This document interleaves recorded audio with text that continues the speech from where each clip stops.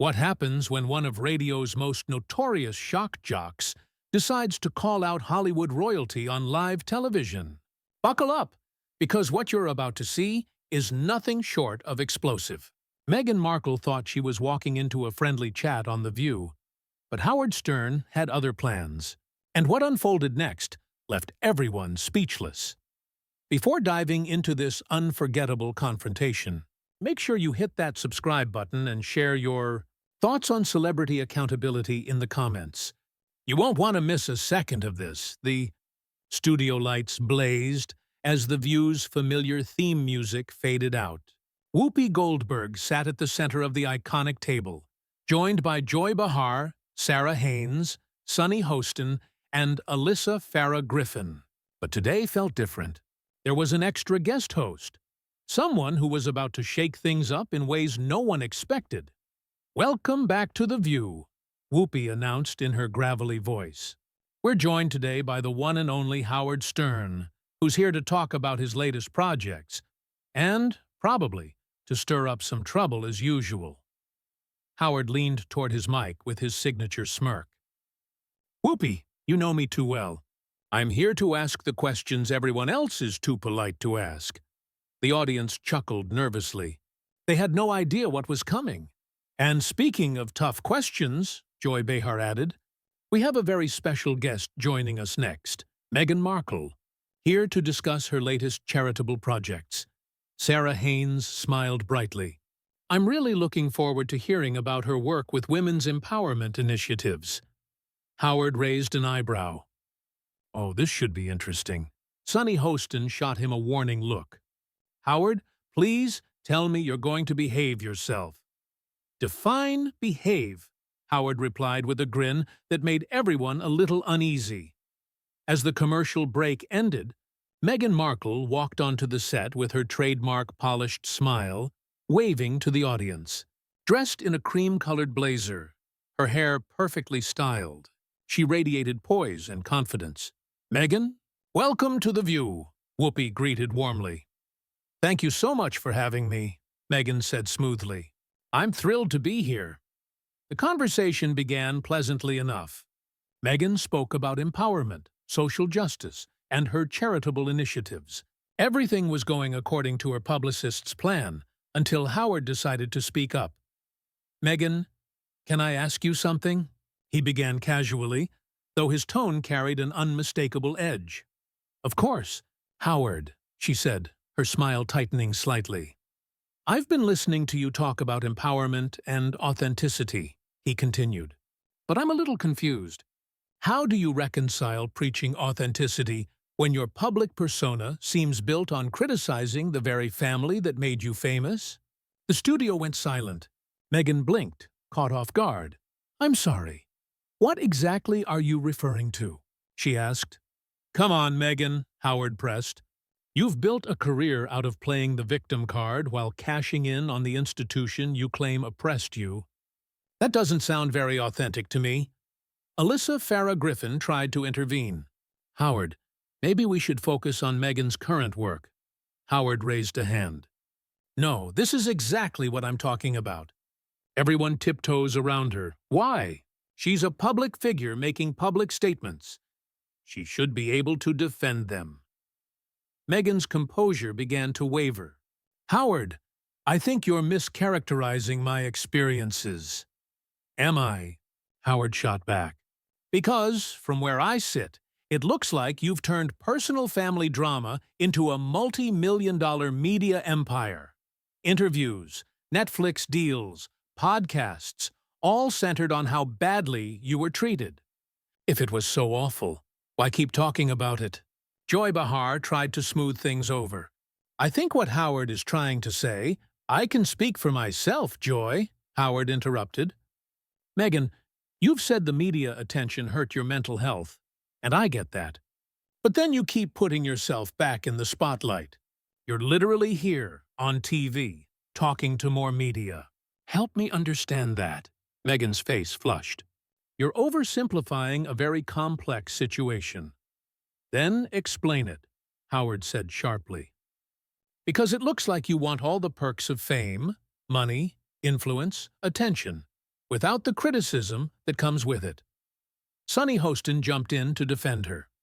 That's unfair, Howard.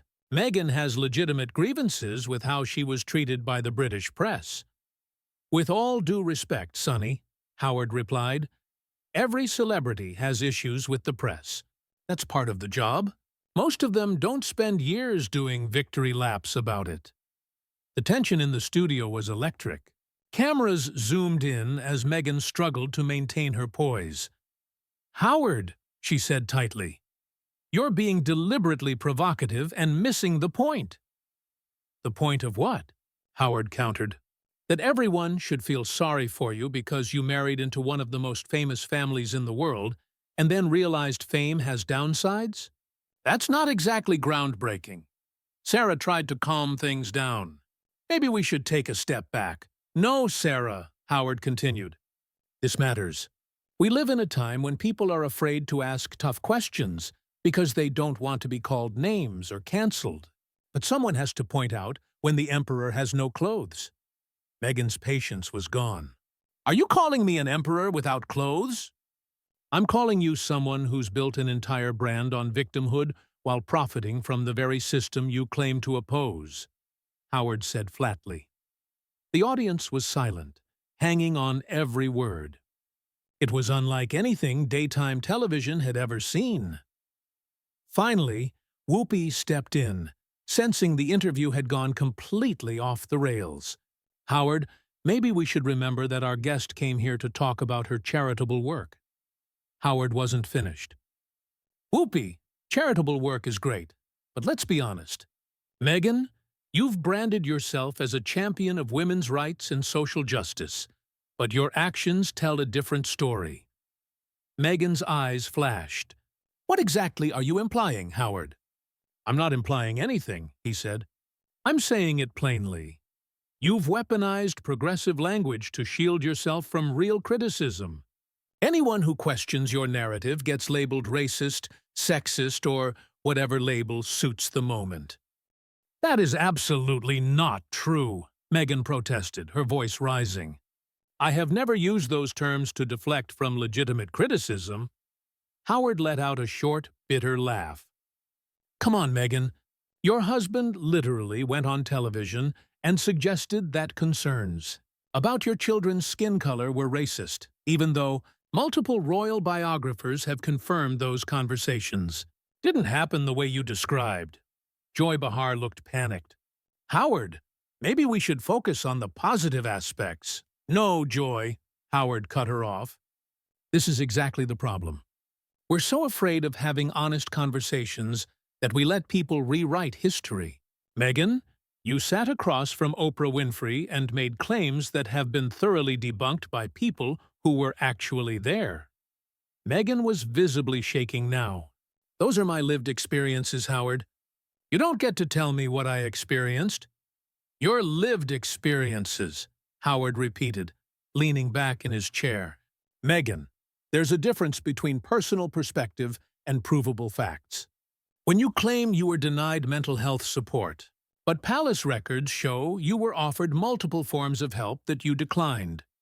That's not a lived experience. That's a factual inaccuracy. Sunny Hostin jumped in again. Howard, I think you're being incredibly harsh. The royal family has a documented history of mistreating women who marry into it. Sunny, you're right, Howard replied, surprising everyone. Diana had legitimate grievances. Fergie did too, but their situations were completely different. They were trapped in that system for years, their lives tightly controlled. Meghan was there for what? 18 months? And she had an exit strategy the entire time. That's not fair, Alyssa Farah Griffin interjected. Just because her time was shorter doesn't make her experience less valid. I'm not saying it's invalid, Howard replied. I'm saying her response was calculated and manipulative. Look at the timeline. She was giving secret interviews to royal biographers while she was still a working royal. She had her media strategy mapped out before she even left. Meghan's composure finally cracked. You have no idea what you're talking about, Howard. You weren't there. You don't know what it was like. You're right, Howard said evenly. I wasn't there. But neither was Oprah. Neither was Gayle King. Neither were the journalists you've given exclusive interviews to. Yet somehow, their version of events is treated as gospel truth. Those journalists did their research, Meghan insisted weakly. Research? Howard's voice rose in disbelief. Meghan, they interviewed you and your friends.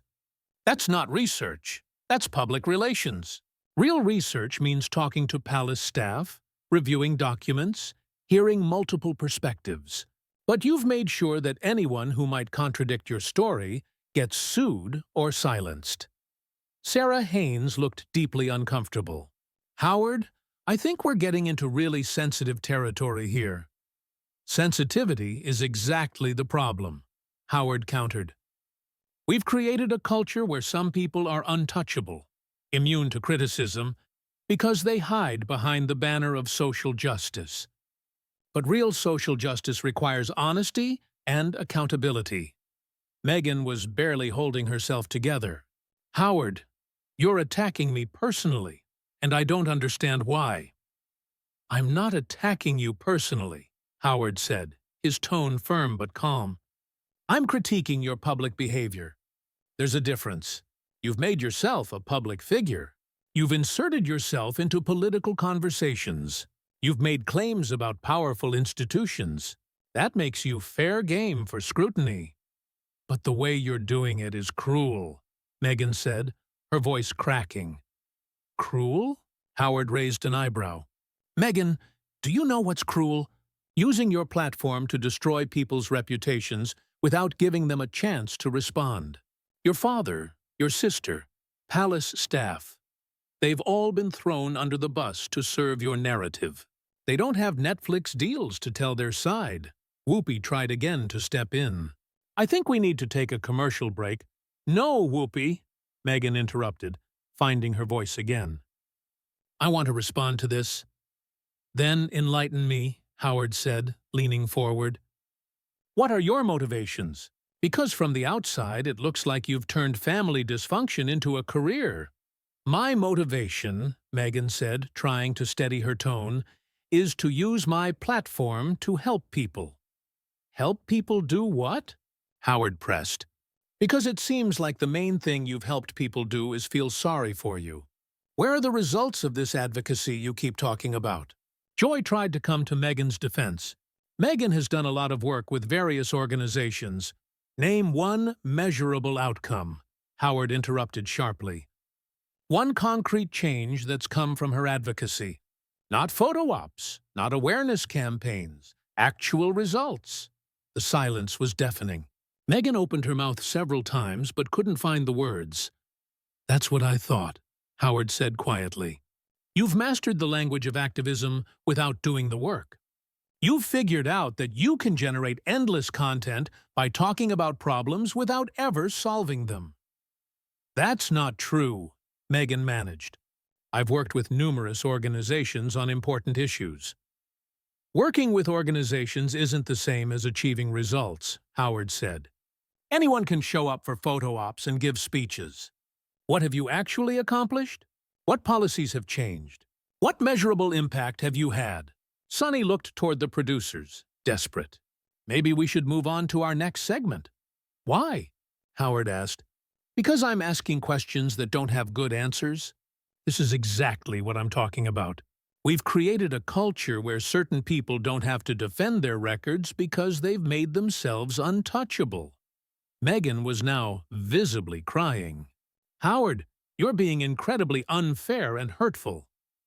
I'm being direct, Howard replied, his tone softening but still firm. And if that feels unfair, maybe that's because you're not used to being held accountable for your public statements. Tears streamed down Meghan's face, but Howard didn't stop. See? This is exactly what I mean. Every time someone asks you a difficult question, you cry, claim victimhood, or accuse them of having bad motives. I'm crying because you're being cruel, Meghan sobbed. I came here to discuss my charitable work, not to be ambushed and attacked. Ambushed? Howard's voice rose. Meghan, These are basic questions any public figure should be able to answer. If being asked to defend your statements feels like an ambush, maybe that says something about the strength of your positions. Alyssa Farah Griffin finally spoke up. Howard, no matter how you feel about Meghan's work, making a guest cry on live television isn't professional. Alyssa, Howard shot back. Professional would be doing real journalism, not serving up softball questions to celebrities. When was the last time anyone on this show asked a guest a challenging follow-up question? Howard demanded. You're all so busy trying to be nice that you've forgotten how to be honest. Whoopi's patience snapped. Howard, you're a guest on our show, and you're way out of line. Out of line for what, Whoopi? Howard shot back. For treating Meghan like any other public figure instead of a fragile flower who can't handle basic scrutiny? He turned to Meghan. You want to be taken seriously as an advocate and a public intellectual? Then act like one. Stop hiding behind tears every time someone challenges you. Meghan wiped her eyes, trying to steady herself. I don't hide behind anything. I stand by everything I've said and done. Really? Howard leaned forward. So, you stand by the claim that you knew nothing about the royal family before you married Harry. Even though there are social media posts of you talking about Princess Diana and following royal news for years before you met him? That's taken out of context, Meghan protested weakly. Taken out of context? Howard let out a harsh laugh. Meghan, there are literally old Instagram posts where you're discussing royal gossip and posting photos of Diana. But you told Oprah you had no idea what you were getting into. Which version is true? Joy Behar jumped in desperately. Howard, I think we've covered this topic enough. No, Joy, we haven't, Howard insisted. Because this goes to the heart of credibility. If Meghan is willing to lie about something as simple as knowing about the royal family, why should we believe anything else she says? Sonny Hostin stood abruptly. Okay, that's enough, Howard.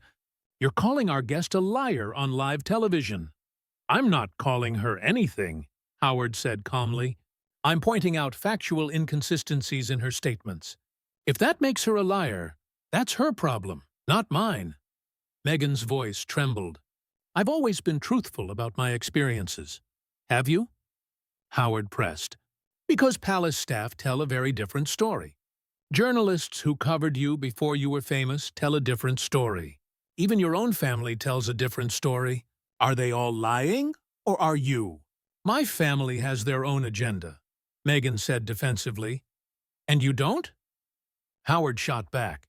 Meghan, you've made millions telling your version of events. If anyone here has an agenda, it's you. Sarah Haynes spoke up, almost pleading. Can we please change the subject? Our viewers tuned in for something positive. This is positive, Howard said firmly. Holding public figures accountable for their statements is positive. Demanding honesty from people with platforms is positive. What's negative is pretending some people are above criticism because they've mastered the art of victimhood. Meghan straightened, a spark returning to her eyes. You know what, Howard? You're right. I do have a platform, and I'm going to use it. But I'll use it to help people, not tear them down like you do. Help people? Howard scoffed. Your idea of helping people is convincing them they're victims. That's not help. That's psychological poison. You're teaching people that the solution to their problems is to blame everyone else and profit from their pain. That is not what I do. Meghan shot back angrily. Isn't it? Howard challenged. Name one piece of content you've made that doesn't revolve around how badly you've been treated. One interview. One podcast. One article that isn't centered on your victimization. The silence was heavy as Meghan searched for an answer and found none. That's what I thought, Howard said quietly. Your entire brand is built on grievance, and you've convinced yourself it's activism. Whoopi finally slammed her hand on the table. That's it. We're going to commercial.